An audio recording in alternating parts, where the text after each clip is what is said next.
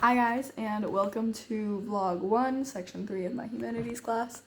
And in this section we talked about Pope Urban II, and he was like the drive for the Crusades. He wanted to spread Christianity throughout the world, and so he sent out knights. Many were just like villagers that were just going out because it's easier to serve than just be farmers in the name of the Lord. And so they're like, it's to spread Christianity, this is what God's will. And then we have the Bayeux Tapestry, which is of the Battle of Hastings, and it's 231 feet long. And one of our classmates mentioned she did a walk, which took her like 45 minutes, if not longer. And this is Robin Hood's time period. So, steal from the rich, give to the poor, you know. And we have troubadours, which were composers and performers, and they mostly performed deeds of valor and love. And they just moved from place to place. And then bards sang songs to tell stories, often found in taverns, and they were the people's form of news because the bards would travel and give the news of the other areas. Hello and welcome back to our vlog. I have my friend here today with me, and we're going to be learning about this painting. So, what do you think about this painting? I think it's very interesting. It's interesting that the lady is kind of just like trying to avoid the plant. Yeah. Okay, and it's titled The Annunciation. And does that have anything to do with like what you think of it? The Annunciation. I think it does. Okay. So what it is in this time, Annunciation is the time when the angel Gabriel came and visited Mary, the mother of Jesus. And so this is supposed to be the moment when she is finding out that she will be Jesus' mother. And usually it's portrayed with a blue cape and a red dress, which is shown here. And this painting is by Simone Martini. Thanks, bye. Knights became very popular in the Gothic era. So knights and chivalry became a very big thing. Knights generally fought for Mary or another fair lady, and this fair lady, ideally they would have a lock of her hair that they would keep in their chainmail right over their heart.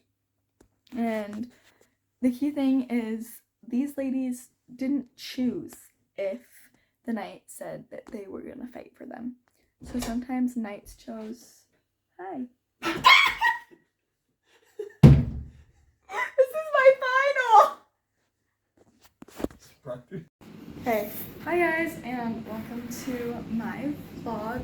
Today we are going to talk about St. Francis of Assisi and how he received a stigmata, which stigmata is the marks of the crucifixion, reached on your body and then appeared in a mysterious way. And it is said that he received them for his love of Christ, and that was just out of his acts of service for the other people. We also learned about Dante's Divine Comedy. Dante was 35 in the year 1300 and had a midlife crisis, basically, that he wrote about. This was his progression in journey in Dante, that he went through purgatory and the other levels of hell to get to heaven and find the love of his life, which I think we said was Mary. And then we also talked about how Dante believed betrayal was the worst crime and thing you could do, because betrayal is an intellectual choice, and then you're choosing to go against that person, like you know better. Hi guys! Hello, I wanted to add like a note to Dante's Divine Comedy, which was on antisemitism, which is the hatred and killing of Jews, which was demonstrated in his comedy, just in a few different ways. And the reason why, like one of the reasons why, was because many Jewish people had money that they lent out and acted as banks, and so when it was time to collect, it made people mad, and they're like, oh, we don't like you, which is not fair, obviously, but that's just what happened. And then also Botticelli la Primavera and his importance in the Renaissance. He started a political campaign to cleanse Florence, and his goal was to rid Florence of individualism and become more group-oriented. Hello and welcome to my vlog. Today we talked about the concept of being a Renaissance man and how they wanted to expand the maths and the art and the architecture. And that was all very important to them. Thomas Jefferson was considered to be a Renaissance man because of his focuses. And because of this emphasis on art, there was a large development, and we had a new technique called foreshortening. This technique was to create the illusion of a 3D image on a flat surface. And to do that, some parts had to be shortened and other parts had to be lengthened as a point of perspective. And Michelangelo used this in many of his paintings and sculptures, especially when they were supposed to be looking at them from certain angles. And many of his paintings were designed when they were looking down from here, you look up, so they would look perfectly normal, but if you looked at them at eye level, they looked a little bit off because of foreshortening. Hello and welcome to my vlog. Today we're going to be talking about Michelangelo. He lost his mother when he was like a child, and then was sent to a wet nurse to like a sculpting and marble cutting family.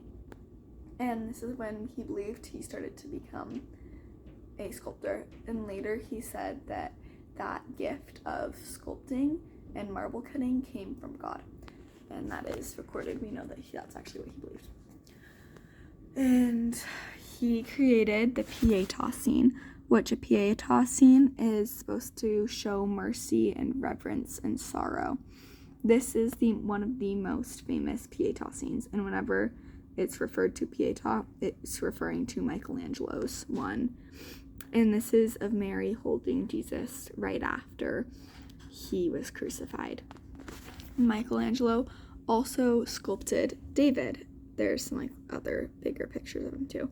And the importance of this was that there had been this huge block of stone that people would be longing to carve and cut into, but everyone is like, it's just too big, we can't do it, you need to cut it, like this marble is too big to handle. And finally Michelangelo was like, no, I need to be the person. And so the owner of the block said, yes, go ahead. And this is what Michelangelo created. He also painted the Sistine Chapel over a series of 4 years, and it was believed that he had painted it laying on his back, but through some more research, it was discovered that he painted standing up and arched. And because of how he was arched for so long, it messed with his spine, and he was never able to stand straight again like that. Another one, and one of the very important paintings that was made during this time, was by Raphael. And Raphael painted something that we refer to as all the wisdom of Western thought. And within this, there is his depictions of people where he believes like that's supposed to represent Leonardo Da Vinci, and there's Michelangelo, and then there's some like representations, and he is supposed to be found over in this corner. He's that guy is Raphael. He put a self-portrait in there. So there's different representations of people. Oh, I also remember that one of the important things, or just cute cool things to note about the Sistine Chapel, I don't actually have a photo of where this part is, but he depicts this heaven scene, and in this heaven scene, it's like shaped pretty similarly to a brain. And at this point, Michelangelo has done some dissecting of the human body, which was illegal at the time, but because he had done it, and there's the similarities between heaven and the brain that you can kind of see in the shape, some people believe that that was intentional. Okay, bye! Hello and welcome to my vlog. Today I also wanted to touch on one of the cool things that I found just throughout the semester, and this was St. Peter's Basilica. And the Basilica was commissioned by Pope Julius II, and it was done by the architect Bronte. And within this, so there's domes and things, but Pope Julius really wanted a super elaborate and fancy tomb. And because he wanted this tomb so fancy and carved and elaborate, he asked for Michelangelo. So Michelangelo created a bunch of different sections. I will pull up a portion of this, one moment. Okay, here we go.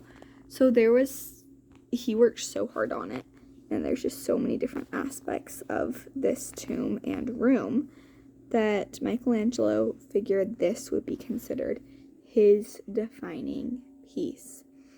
And as we have later discovered that throughout Michelangelo's work, it is not his defining piece. St. Peter's Basilica in Rome, Italy is very well known, but Michelangelo's piece on the Sistine Chapel, I would argue, is more well known than his work on the tomb.